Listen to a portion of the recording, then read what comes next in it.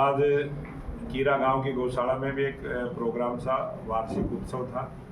वहाँ पर भी भारतीय जनता पार्टी में जो दूसरी पार्टियों में काम करने वाले ऐसे और सामाजिक संगठनों में काम करने वाले करीब 20 के आसपास ऐसे लोगों ने भी आज भारतीय जनता पार्टी को ज्वाइन किया है। और आज जो प्रश्न आपने किया है कि स्थानीय निकाय के चुनाव हैं और रिजल्ट आने वाला है, पूरा चुनाव हरियाणा प्रदेश का जिस प्रकार से विधानसभा का हुआ और हरियाणा की जनता ने डबल इंजन की सरकार बनाने का काम किया। बहुत सारा दुष्प्रचार दूसरी पार्टी करती रही, लेकिन हरियाणा की जनता जनार्दन का आशीर्वाद भारतीय जनता पार्टी को मिला और 48 विधायकों के साथ स्पष्ट बहुमत की सरकार हरियाणा प्रदेश में बनी। और उसके बाद जिस प्रकार से दूसरी पार्टियों में काम करने वाले अनेक नेताओं ने भारतीय जनता पार्टी को ज्वाइन करने का प्रयास किया और बहुत सारे जो चुनाव के समय भारतीय जनता पार्टी को छोड़ के दूसरे दलों में चले गए थे, उन्होंने भी बहुत सारा प्रयास किया, लेकिन पार्टी की एक नीति बनी कि जिनको 6 वर्ष के लिए निकाल दिया गया है उनको दोबारा से ज्वाइनिंग केंद्र से मंजूरी मिलने के बाद होगी। लेकिन उन कार्यकर्ताओं ने, अनेक कार्यकर्ता ऐसे थे, उन्होंने भी इस चुनाव में भारतीय जनता पार्टी की मदद की है। और हमने ये बात कही भी थी कि जिन्होंने भारतीय जनता पार्टी को छोड़ने का काम किया है वो प्रायश्चित करें, पार्टी के लिए काम करें। और उन्होंने जिन नेताओं ने पार्टी के लिए काम किया है उनकी रिपोर्ट भी बनी है, उनकी रिपोर्ट के साथ हम केंद्र में उसकी बात को रखेंगे।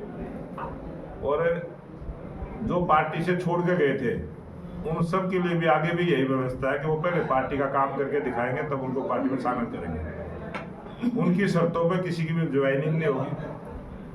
कमल के फूल के लिए जो काम करेगा हम उसको पार्टी में शामिल करेंगे। और अनेक दूसरी पार्टियों के लोग भी जो कार्यकर्ता शामिल हो रहे हैं, हम बड़े नेताओं की ज्वाइनिंग पर हमने रोक लगाई है। वहाँ पर भी दूसरी पार्टियों में जो बड़े बड़े नेता रहे हैं, जिनको आते ही आगे की कुर्सी चाहिए,